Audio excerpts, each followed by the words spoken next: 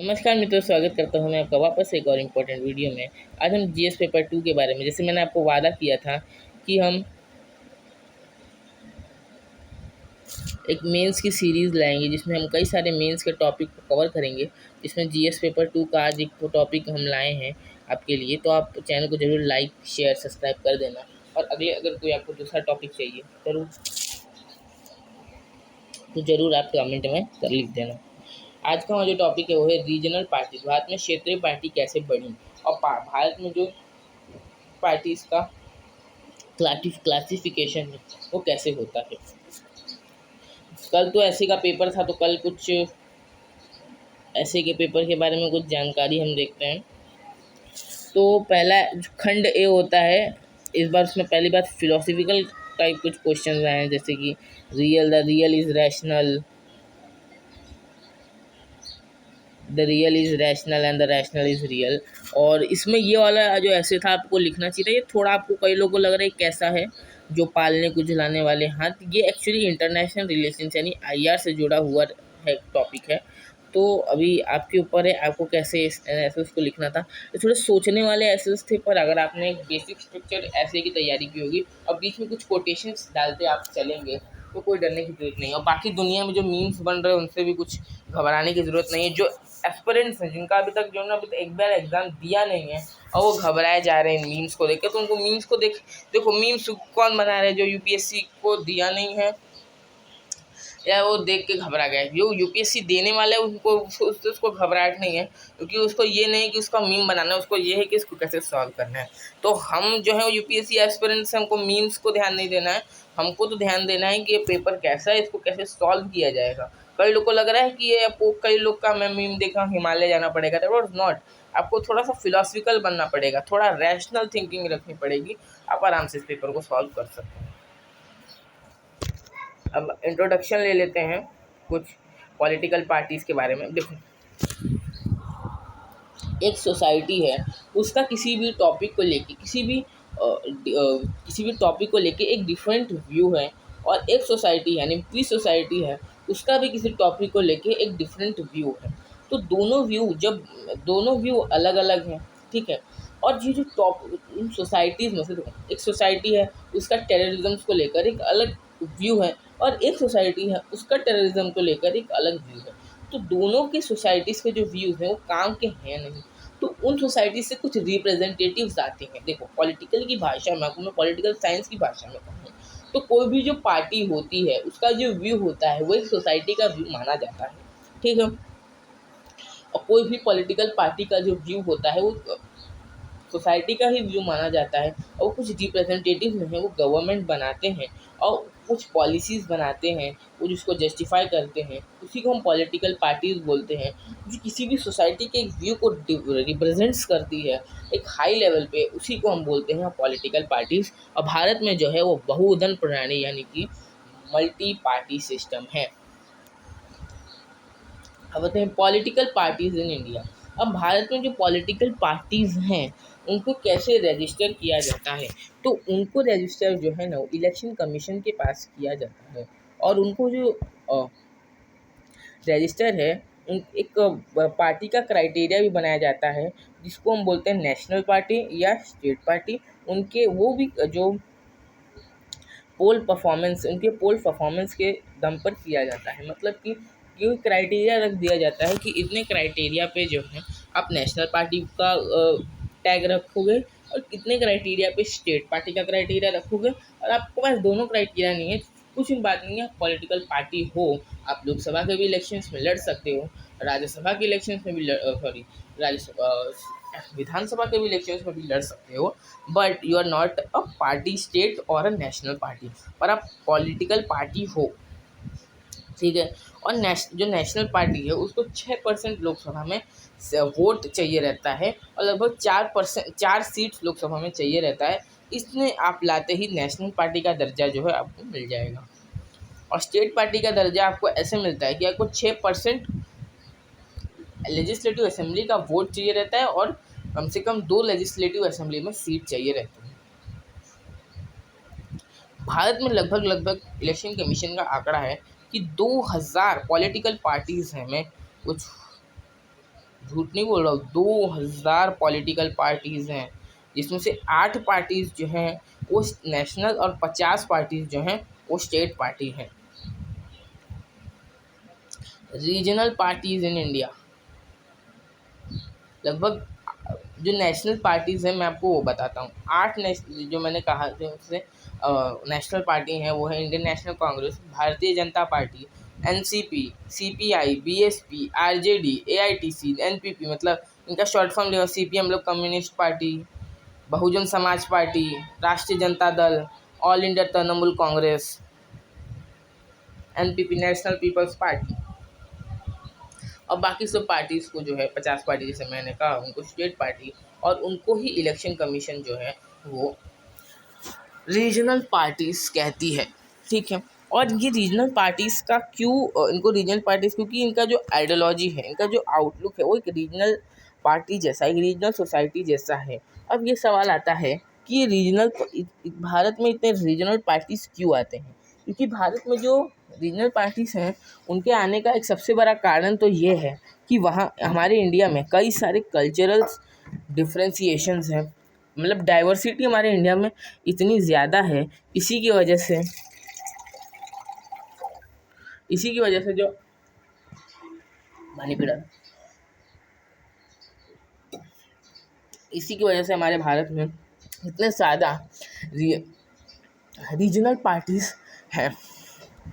ठीक है, जो हमारे इंडिया में कल्चरल डाइवर्सिटी है, जो हमारे इंडिया में कास्ट वाली डाइवर्सिटी है, इंडियन सोसाइटी में रीजनल डाइवर्सिटीज़ हैं, इसीलिए भारत में इतने सारे रीजनल पार्टीज का ओरिजिन होता है।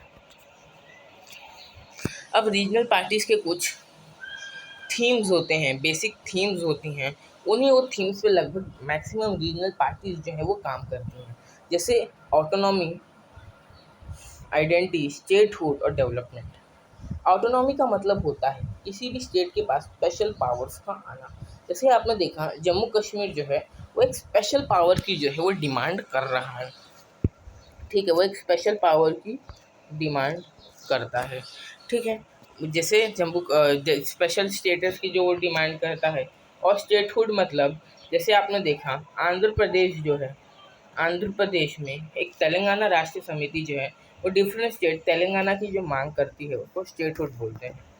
और आइडेंटिटी का मतलब जैसे आपने मई 2021 में देखा होगा, दलितों के राइट्स के लिए डीएमके और शिवसेना क्या कर रहे हैं, मतलब फाइटिंग करते हैं सेंट्रल गवर्नमेंट से। इनको आइडेंटिटी और डेवलपमेंट का मतलब जो इन डेवलपमेंट में इनका जो व्यू होता है, इनका व्यू ये होता है कि उस पर्टिकुलर रीजन का डेवलपमेंट वही ही कर सकते हैं। ये बात आती है कि भारत में रीजनल पार्टीज़ का राइज होता कैसे है। लगभग 4 दशकों की बात है, भारत में 4 दशकों से, पिछले 4 दशकों से लगभग भारत में जो रीजनल पार्टीज़ है, क्षेत्रीय पार्टीज़ का जो पावर है, शक्ति वो बढ़ती जा रही है। इससे हमारे पार्लियामेंट में लगभग पॉलिटिकल डाइवर्सिटी बहुत ज़्यादा बढ़ती जा रही है, और लगभग गठबंधीय राजनीति भी बहुत ज़्यादा फैलती जा रही है। गठबंधीय राजनीति का अर्थ ये होता है कि जैसे देखो यह पार्लियामेंट में है 545 सीट्स। ठीक है, और किसी 545 सीट्स है, और इसमें आपको अगर गवर्नमेंट बनानी है, सरकार बनानी है, तो आपको 273 सीट्स तो चाहिए ही चाहिए। मान लो ए पार्टी किसी के 273 नहीं आती, जैसे ए पार्टी के आते हैं 200 सीट्स, बी के आते हैं 190 सीट्स, कितने हुए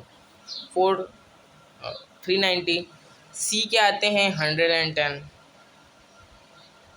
कितने 500, एंड डी के आ जाते हैं 45 सीट्स। अभी आप पाओगे कि किसी भी पार्टी के पास, जैसे ए के, देखो मैं लिख देता हूँ यहाँ पे 200, ए बी नहीं 190, ए के पास है, एक के पास 110 है, और एक के पास है 45। तो आप पाओगे यहाँ पे किसी भी जो पार्टी है उसके पास तो पूरा बहुमत नहीं है।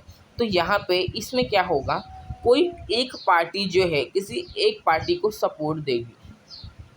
समझ रहे हैं ना आप, जैसे 110 जिसके पास सीट है वो क्या करेगा, वो इसको शायद सपोर्ट दे देगा तो 310 हो जाएगा। ठीक है, या तो 190 वाला जो है वो 110 से सपोर्ट मांगेगा। वो अगर 110 से सपोर्ट मांगेगा तो उसका कितना हो जाएगा, उसका 300 हो जाएगा। और अगर वो 200 वाला मांगेगा तो उसका 310 हो जाएगा। तो आप समझें कि ए पार्टी ने 200 सीट्स लाए हैं, लेकिन फिर भी उसकी गवर्नमेंट नहीं बन रही है। और सी पार्टी ने मतलब आप देखो इसमें किंग मेकर कौन है। आप अपने ही दिमाग से सोचो, ए और बी के बीच में मतलब मेन फाइट है, ठीक है। मैं ए और बी एग्जांपल ले रहा हूँ, हाँ। ए और बी के बीच में जो है वो मेन फाइट हो रही है, और सी इसका किंग मेकर है। सी इसका किंग मेकर कैसे है, इसके पास 110 सीट्स हैं, इसके पास 200 हैं, इसके पास 190 हैं। ये जिसको अपने सीट्स दे देगा, या ये जिसको कह देगा कि मैं इसका साथ दे रहा हूँ, वो ऑटोमेटिकली गवर्नमेंट बना लेगा। तो इसका रोल कितना ज़्यादा है पॉलिटिक्स में, आप समझ सकते हैं। इसलिए हम कहते हैं गठबंधन राजनीति इतनी ख़राब है क्योंकि इसके पास 200 सीट्स, मान लो इसको ए को दे दिया उसने, ठीक है। तो वो जो ए गवर्नमेंट है वो 200 सीट्स लाने के बावजूद भी ये कहेगा कि मेरे वालों को मंत्री बनाओ, या मेरे वालों को प्रधानमंत्री बनाओ, या मेरे वालों को मंत्री बनाओ, ठीक है। तो मंत्री बनाने की वजह से घोटाले, अगर आप कहोगे घोटाले ज़्यादा कब होते हैं या पॉलिसीज़ में गड़बड़ियाँ कब ज़्यादा आती हैं, अगर मैं कोई आपसे पूछे तो आपको सिंपल सा बोलना है, जब बहुमत की सरकार नहीं होती है तो गवर्नमेंट को भी जो सीधा डिसीजन लाने में प्रॉब्लम होती है। जब भी कोalition की सरकार होती है तो तकलीफ़ तो होती ही होती है, क्योंकि प्रॉब्लम ये है कि गठबंधन की सरकार में जिसके आपका गठबंधन है, अगर वो नाराज़ मांग लिया और उसने अपना सपोर्ट खींच लिया तो इससे क्या होगा, इससे उस पार्टी का बहुमत गिर जाएगा, फ्लो टेस्ट होगा, नॉन कॉन्फिडेंस मोशन लाया जाएगा, उसकी सरकार जो है उसी समय गिर जाएगी। इसीलिए कोalition पॉलिटिक्स का रोल इतना हमारे पॉलिटिक्स में है। It is because of the regional party that our system has been federalized. Regional parties की वजह से हमारा सिस्टम जो है फेडरलाइज्ड बनता जा रहा है, यानी कि संघवाद बनता जा रहा है। अब फेडरलाइज्ड क्या होता है ये मैंने अपने आर्टिकल 1 to 4 वाले वीडियोस में पढ़ा दिया है। The centre has begun to address their problems and respond as per condition. Centrals को प्रॉब्लम भेजना वो सब। Various stages of Indian party system.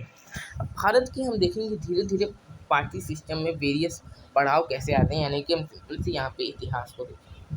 अब समय आ जाता है 1952 से 1964 का, जब नेहरू जो वो प्राइम मिनिस्टर रहते हैं, और उस समय जो है वो सिंगल पार्टी सिस्टम रहता है हर राज्य में, और केंद्र में यहाँ तक सिर्फ कांग्रेस की ही सरकार रहती है। इसीलिए इसको वन पार्टी सिस्टम की जगह है कांग्रेस सिस्टम भी कहा जाता है। कांग्रेस एक बड़ा छाता यानी बिग अम्ब्रेला बन के सब पार्टी के नीचे रहता है, और उस समय कुछ छोटी छोटी पार्टीज तो रहती हैं पर वो एक प्रेशर ग्रुप जैसा ही काम करती हैं, उनका एक बहुत बड़ा रोल नहीं रहता है। उस समय कांग्रेस पार्टी का ही बहुत ज़्यादा जो है वो डोमिनेंस रहता है भारत में। 1960 फिर आता है अनईजी ट्रांजिशन, इसको हम कहते हैं, क्योंकि जब नेहरू की डेथ हो जाती है उसी समय इतना बुरा पड़ाव भारत की राजनीति को देखना पड़ता है।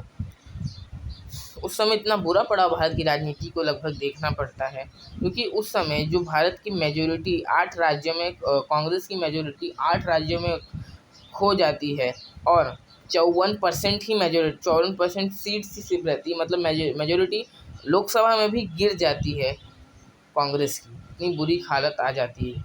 और रीजनल पार्टीज भारत में ऑल ओवर इंडिया, मतलब भारत में वो बढ़ने लगती है, और यहाँ तक कि कई सारे लोग जो हैं वो इंदिरा गांधी के खिलाफ मूवमेंट भी करने लगते हैं, क्योंकि इंदिरा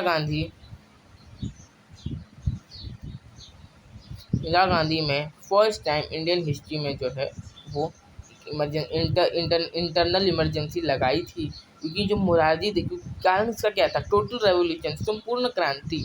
मोरारजी देसाई और जयप्रकाश नारायण जो थे वो एक सक्सेसफुल मूवमेंट लेके आते हैं कांग्रेस की आर्बिट्री रूल और करप्शन के अगेंस्ट। इसी से, और ये मूवमेंट इतना हाई कब होता है जब इंदिरा गांधी जी और भारत के इतिहास में पहली बार इंटरनल इमरजेंसी लगवाती हैं।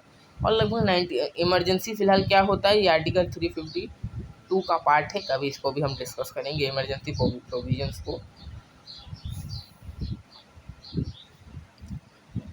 लगभग 1970 में 1970 एक आता है नया कॉन्सेप्ट, क्योंकि जब 1975 के बाद भारत की राजनीति में एक सबसे बुरा 1975 में भारत की राजनीति का सबसे बुरा, यानी भारत के लोकतंत्र का काला दिन भी जिसको कहा जाता है, या काला समय भी कहा जाता है, क्योंकि उस समय भारत में आपातकाल यानी इमरजेंसी लगी हुई थी।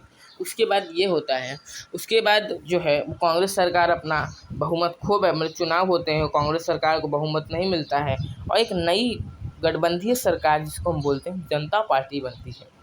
जनता पार्टी 1977 में एक नया गठबंधीय सरकार बनाती है। गठबंधीय मतलब इनका भी बहुमत नहीं थी, इनकी ये भी गठबंधन से सरकार बनाते हैं। The newly emerged regional parties at the state level, मतलब ये भी जो सरकार है वो गठबंधन से बनाते हैं और इसी समय आता है, यहाँ पे ही जो है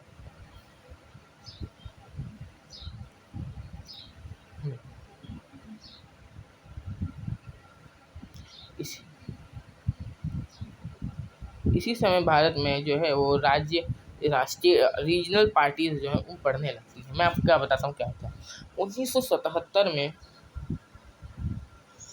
ऐसा समय आ जाता है, 1977 से 80 के समय में ऐसा समय आ जाता है, क्योंकि मोरारजी देसाई थोड़े से कम दूरदृष्टि थे, दृश्यमान थे, उनकी ज़्यादा दूर तक सोच नहीं थी और इसीलिए इंटर पार्टी कॉन्फ्लिक्ट बढ़ता है और लगभग आप विश्वास नहीं करेंगे जनता पार्टी से करीब करीब हजारों पार्टीज बनती, मतलब ऐसा कहा जाता है कि उसका एक एक मेंबर पार्टी बनाता है। जब बीजेपी आज देखते हैं वो तब बनी लाल कृष्ण आडवाणी और अटल बिहारी वाजपेयी जी ने बनाई।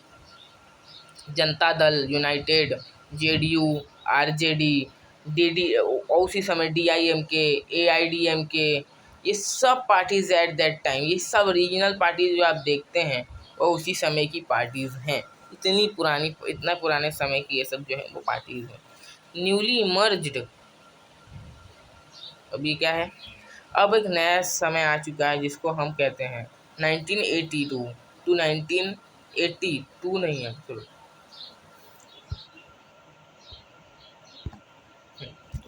between the Congress at the newly emerged regional parties the state level। क्या होता है मैं आपको बताता हूँ। 1980 में वापस से जो शासन है वो इंदिरा गांधी आती है और 3 साल में जितने भी राज्यों में, जितने भी स्टेट्स में रीजनल गवर्नमेंट रहती है, यानी कि कांग्रेस की सरकार नहीं रहती, जनता पार्टी या दूसरी सरकार रहती है, उन पे जो है वो सीधा सीधा 356 यानी कि प्रेसिडेंट रूल लगा देती है। ठीक है, और लोकसभा इलेक्शंस में ऐसा उनके सामने, क्योंकि इस समय क्या होता है, अब कांग्रेस से सब वो आइडियोलॉजिकल वॉर लड़ने लगते हैं। इस समय क्या होता है, जितने भी रीजनल पार्टीज और अदर पार्टीज होती हैं वो आइडियोलॉजी, क्योंकि देखो कोई भी पार्टी जो है वो डिफरेंट इसलिए होती है, उसकी हमेशा आइडियोलॉजी अलग होती है। लेकिन इस समय भारत में आइडियोलॉजी को सब पार्टीज छोड़कर एक सिंपल टारगेट पे बढ़ चुके थे कि हमको कांग्रेस को है वो हराना है, एक अच्छा अपोजिशन बनना है।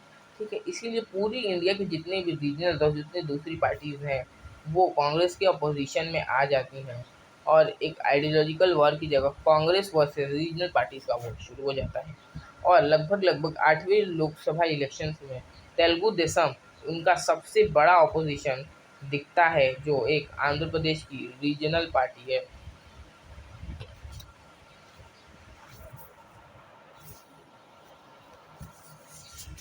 और फिर एक बहुत ही भारत की राजनीति का सबसे बुरा समय आता है जिसको हम बोलते हैं 1984 से 2014 तक का भारत की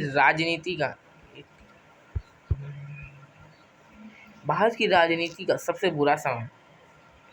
इस समय में 1989 है, इसको आप रफ करके 1989 रख दीजिएगा। इस समय इतनी बुरी स्थिति आती है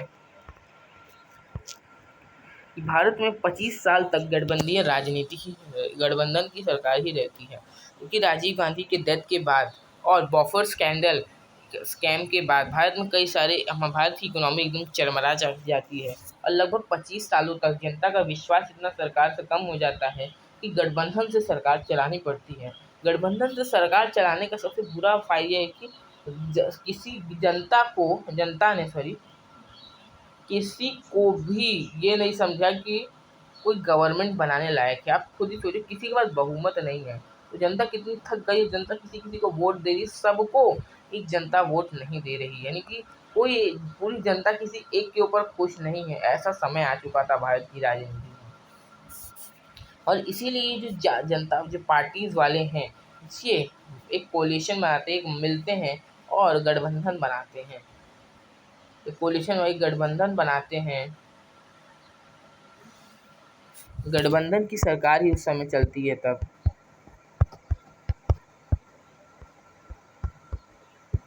गठबंधन की सरकार बनाते हैं और उसी समय उसी सरकार को चलाते हैं।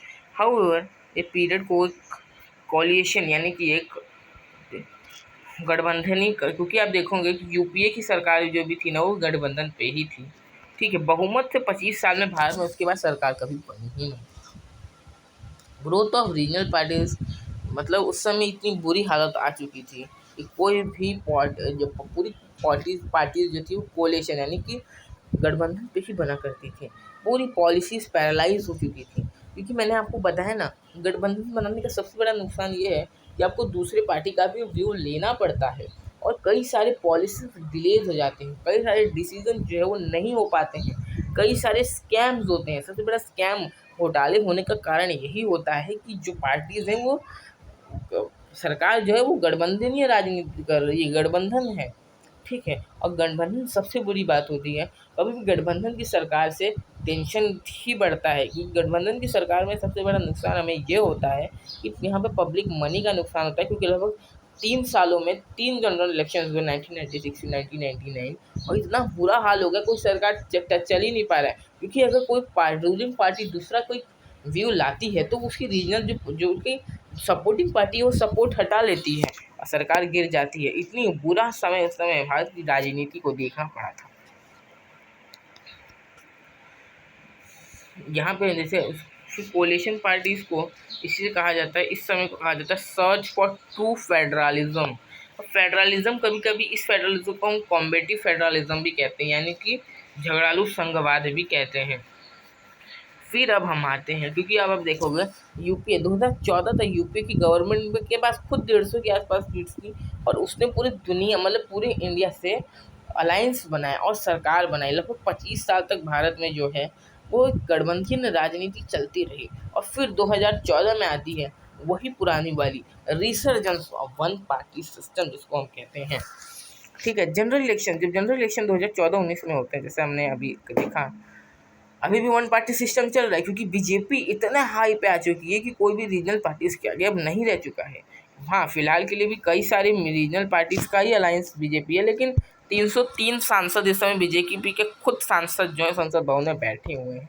ये बात है, बीजेपी इस समय जो है, नॉट सपोर्टिंग बीजेपी, तो मैं आपको बता रहा हूँ कि बीजेपी ने इंडिया में वापस से वन पार्टी सिस्टम लाया है।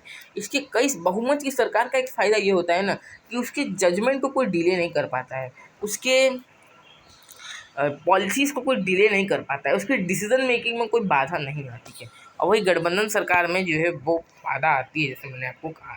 इसीलिए मैं और देखो, घोटाला यानी स्कैम होने के कारण क्या होते हैं जानते हो आप? 2 कारण सबसे बड़े होते हैं स्कैम होने के।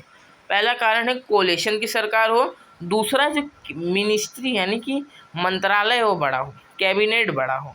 कैबिनेट बड़ा होता है ना, कैबिनेट बड़ा, देखो कैबिनेट बड़ा क्या होता है, अभी आपने गठबंधन किया है, सबको मंत्री बनाना है, तो आप नया नया मंत्रालय खोल दोगे, गाय मंत्रालय, बछड़ा मंत्रालय, ये मंत्रालय, वो मंत्रालय। ठीक है, तो मंत्रालय अगर नया नया बनेगा ना तो घोटाले भी बढ़ेंगे। और अगर आपके पास कैबिनेट छोटा कैबिनेट है, एक मंत्री को आप 2 पद दे दोगे ना, तो सही काम ये रहता है कि मंत्री को क्या करना रहता है, मंत्री को नीचे वालों को जो करना रहता है।